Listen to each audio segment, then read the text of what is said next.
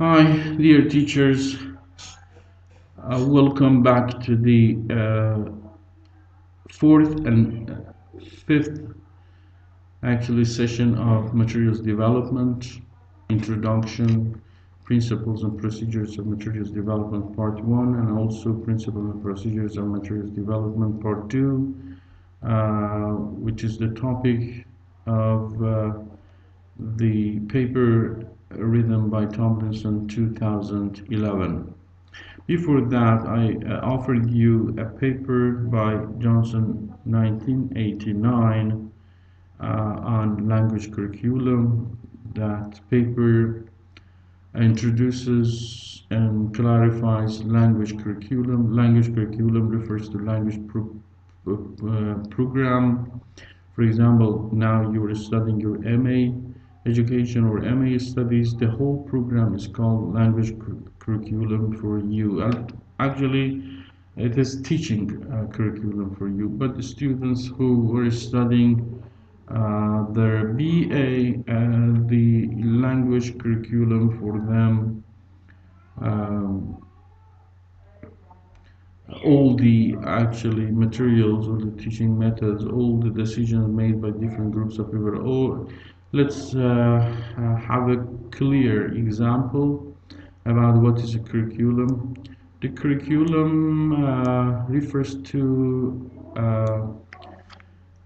for example, consider Iranian engineer and high school students. The program for their language or English education, which is designed and developed and implemented by different groups of people, is called language curriculum. And in that paper, in addition to understanding the meaning of the concept and notion of curriculum, you will find something about who designs and develops curriculum, who implements curriculum, what are different aspects, dimensions of curriculum, design, development, and implementation. The people who are involved, the people should be involved in curriculum, designing, development, and also implementation. There you can find something about hidden curriculum, you can find something about alternative curriculum, and also the difference between coherent and incoherent curriculum. It's better to study that paper, and I will provide you my own lecture, but before that it's better to study it thoroughly and meticulously. Because if you study the article, you contribute to your own understanding after listening to my lecture. But the topic of today's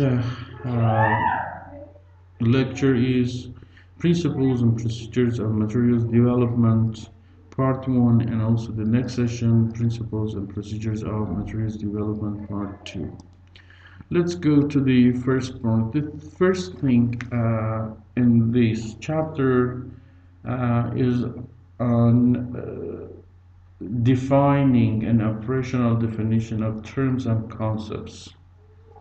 The first term refers to language teaching and learning materials. The question is that what do we mean, what we generally and specifically mean by language teaching and learning materials? Do we mean textbooks? Depending or because of our culture of learning, and because in the Iranian education context, the students usually and teachers rely on textbooks, we immediately go to textbooks, formal textbooks for materials. What comes to our mind immediately is textbooks. But actually, materials refers to anything which is used by teachers or learners to facilitate the learning of a language. Anything, the key word here is anything which is used by teachers or learners to facilitate the learning of a language. Anything which is deliberately used to increase the learner's knowledge and or experience of the language. Here there are some key words that you should pay attention. Sometimes students do self-study without being taught. Okay, so materials the learners use can be considered as teaching and learning materials. The other thing is that materials are used not only to increase the student knowledge of language, but experience of language, because you may learn something about language, or you may learn language, but you do not learn how to use the language. The purpose of curriculum and language education is to increase a student's experience of language. Increasing a student's experience of language is different. For example, consider official letter writing. If you learn many things about official letter writing or official letters, so in practice you will not be able to write official letters. When you are skillful in official letter writing is when that you have seen, you have analyzed many letters, so by seeing and analyzing you are experiencing official letters, and then you practice writing official letter, but practicing writing the exact or the very practice or activity of writing. In this way you are increasing your experience of language. So these things are called experiencing language. Experiencing is different from learning. You may learn many grammatical items, many grammatical structures, but if you see that structure in a real life text, in a real life situation, that is called experience of language. So the purpose of materials is not to provide you to practice and exercise language, but to provide you with the opportunity to experience language and language use. So materials is not restricted to the textbooks. It may include videos, DVDs, emails, YouTube, dictionaries, program books, readers, workbooks, or copy exercises, newspapers, discussions. Even discussions are themselves materials, and there's discussion between learners. Nowadays, because of COVID-19, you see that we do not use paper-based materials. We use electronic devices, different softwares, with different video clips, audio clips, or different things other than printed materials or text-based materials. So all of these things are teaching and learning materials. The next slide refers to the concept of to determine materials development. Materials development is I previously talked about that. It is a field of study, a practical undertaking or activity, and it is actually a space for teacher professional development. But generally speaking, theoretically it is a field of study, and practically it is a practical understanding and practice for the teachers. When you see it as a field of study, it means that material development has its own theories, has its own research, has its own findings, has its own concepts and notions. As a practical undertaking refers to the fact that when you as teachers involve in the practice of materials development. For example, today you are not involved practically in materials development, but you're studying some procedures and principles of material development. So it is a field of study. A field of study refers the principles and procedures of design, implementation, and evaluation of language. For example, when you study during this course that how to design materials, how to evaluate materials, implement or use materials, or select materials, or analyze materials, these how and what are called what materials development as a field of study. But in the next sessions, when I ask you to practically evaluate the textbooks used by Iranian junior and high school students, then that practice of evaluation is called materials development as a practical undertaking or practical activity. So as a teachers, the purpose of this course is to both involve you in the field of study of materials development and see materials development as a field of study, and also engage you in the practice of materials development. The other concept introduced in this actually text was or is materials evaluation. We have always talked about materials development.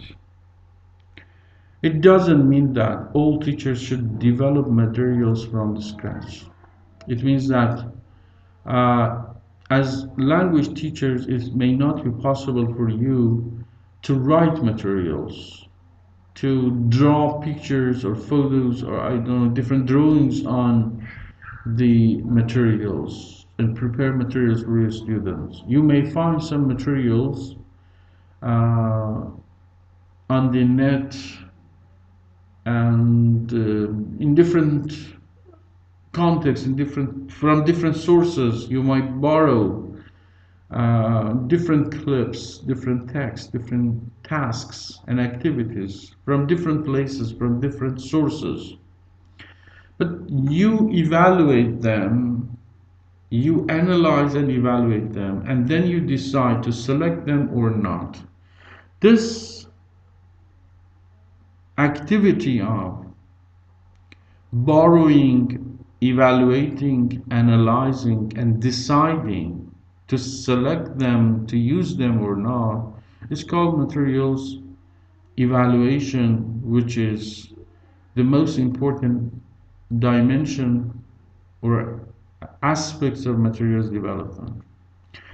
Materials evaluation refers to attempts to measure the value of materials, the quality of materials, the effects materials have on the users. Okay, so we have two groups of users, learners and teachers. Materials may have effect on teachers and learners. Sometimes the materials, for example, let me give you an example about the textbook written for Iranian junior and senior high school students. It seems that these materials are not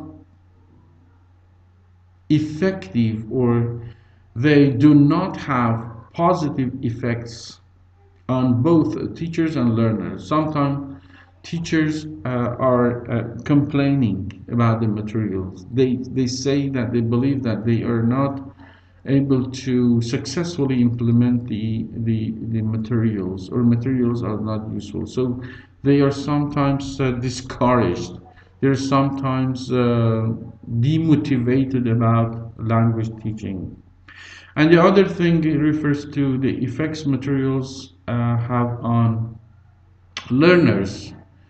Sometimes or most often learners study for 4 years, but after that time, that long period of time, they cannot produce even a single sentence. So the materials have not been influential, have not actually positively influenced their development. Materials evaluation is a qualitative endeavor, a qualitative notion. It refers to the fact that when we talk about materials evaluation, we are talking about the quality, the influence of the materials on its users, teachers, and learners. So that's why that we should distinguish evaluation from analysis. Analysis means that you analyze the materials. For example, let me give you an example. In terms of analysis, you want to see that whether this textbook includes dialogues, or these textbooks provide for speaking abilities and listening abilities. By analysis of the textbook, you can find that yes, there are, for example, 10 dialogues, there are 20 listening activities. So then you should decide that, okay, my analysis of this material shows that this textbook includes many tasks and text and activities for the improvement and development of students' speaking and listening abilities or oral skills. But evaluation is something different. Evaluation checks for the quality and effectiveness of the materials. Evaluation says that yes, there are some dialogues, there are some listening activities, but I want to see whether these materials, these activities and dialogues are genuine, authentic, they are effective, they are successful in developing and improving students' speaking and listening skills or not. Then you see that after evaluation, the dialogues are not real dialogues. They are actually dialogues for reading, not dialogues for speaking. That's why after many years of studying, memorizing dialects, English dialects through textbooks, students are not even able to have successful greetings. The other important point is that as teachers, the evaluation of the materials, not analysis, I mean evaluation, checking the influence of the materials on the users, teachers, and learners, should be continuous and ongoing. It means that before using materials, you should, as teachers, evaluate them. While you are using, you should evaluate them. And after using them again, you should evaluate them, because you want to check whether the materials and the text, the tasks, activities included in the text, or the approach, the trend used in the textbooks are useful, effective in improving students' listening, speaking, writing, and reading skills or not. The other slide is here. Let me put it aside. And then after, okay. Language teaching and language learning. Okay, we said that language teaching and learning materials. We said that materials are used to support the students' teaching and learning. Okay, what do we mean by teaching and learning? What do we mean by teaching and learning? Unfortunately, again, because of the culture of education in Iran, when we say language teaching means delivery of the content of language. For example, introducing 100 grammatical structures, introducing or presenting 100 vocabulary items, introducing 100 principles, introducing 100 formulas, introducing 100 examples. And that's why that's what we call teaching. Teaching is not this. This is delivery of content. Unfortunately, the teachers of mathematics, they think that if the teachers are proficient enough, are knowledgeable of mathematical rules or mathematics, so they should be good teachers. This is only delivery of materials. It means that you only provide the different pieces of materials. But teaching means facilitating learning, facilitating or supporting learning.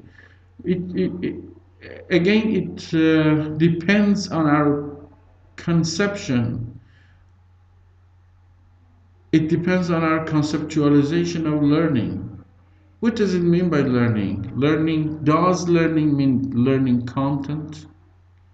Learning, for example, mathematics, learning language, or the structure of language. So this is knowledge, controlled knowledge. This means memorizing or learning controlled knowledge. But learning means helping students construct knowledge with the help of their teachers. Okay, controlling knowledge by constructing knowledge is different. When you give your students opportunities to memorize 100 vocabulary items or grammatical structures, so whatever they are learning is just something like memorizing. It is controlled knowledge. But if you provide students the opportunity to be involved in constructing knowledge with the help of the teacher, the classmates, this is actually the goal and purpose of education and learning. So, language teaching, the purpose is not delivery of content. In language teaching or the teaching, the purpose is supporting learning. Learning is knowledge construction, not learning or memorizing controlled knowledge. We have four types of two pairs of learning: explicit and implicit learning. Explicit means that you go to learn, for example, a list of vocabulary items, a list of grammatical structures. The learners are aware of and what they are learning. For example, the course is English grammar, and the students are aware that they are learning simple present tense. They study the rules of simple present tense.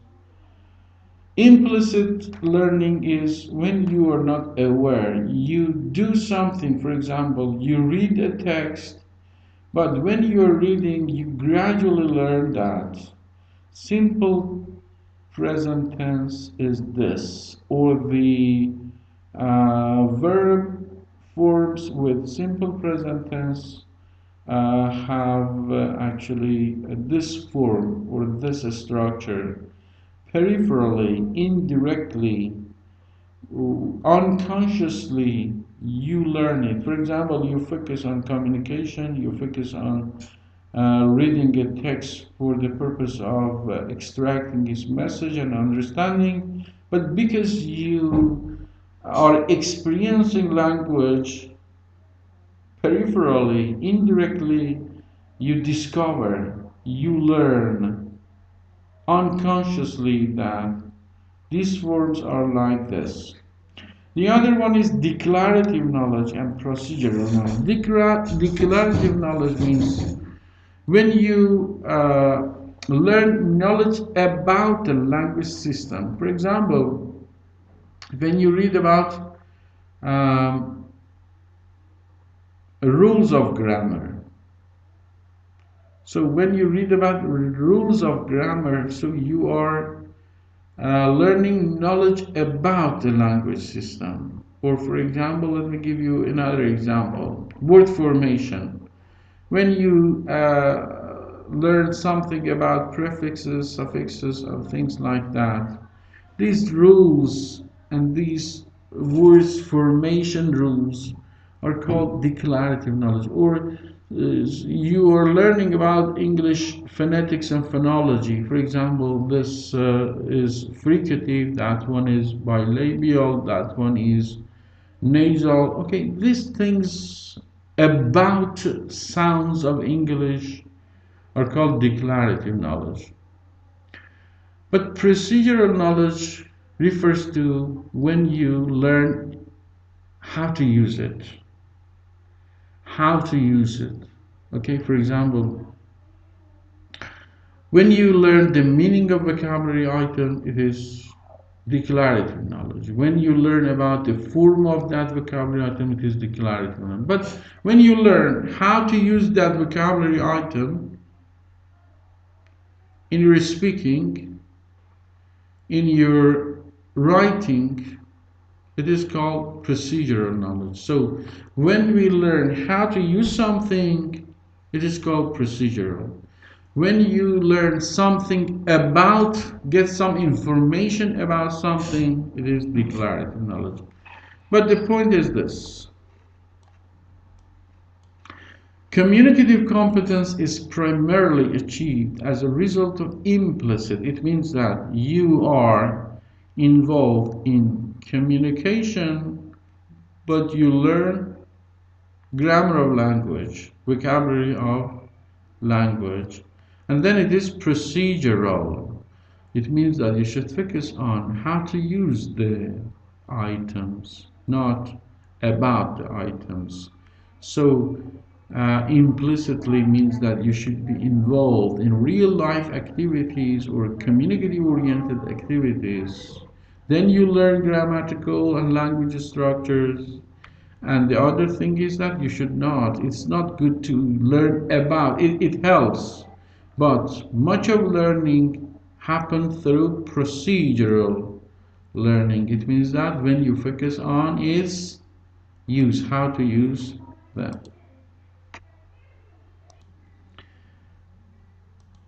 Okay, as the title of this session is Principles and Procedures on Materials Development. These principles comes from second language acquisition research and also materials development research. In the second part of principles and procedures of materials development, we will go to review and revisit some of the research talking about or showing something about materials development. But this research is generally about second language acquisition. It means that we want to revisit the findings or the information coming from second language acquisition, not from the areas of materials development. I think because of short span of time and also because of the problems we may have with the size of the video or the volume of the materials that I can upload for you, I need to stop it here and actually put the rest of my lecture in the second part, which is the fifth session.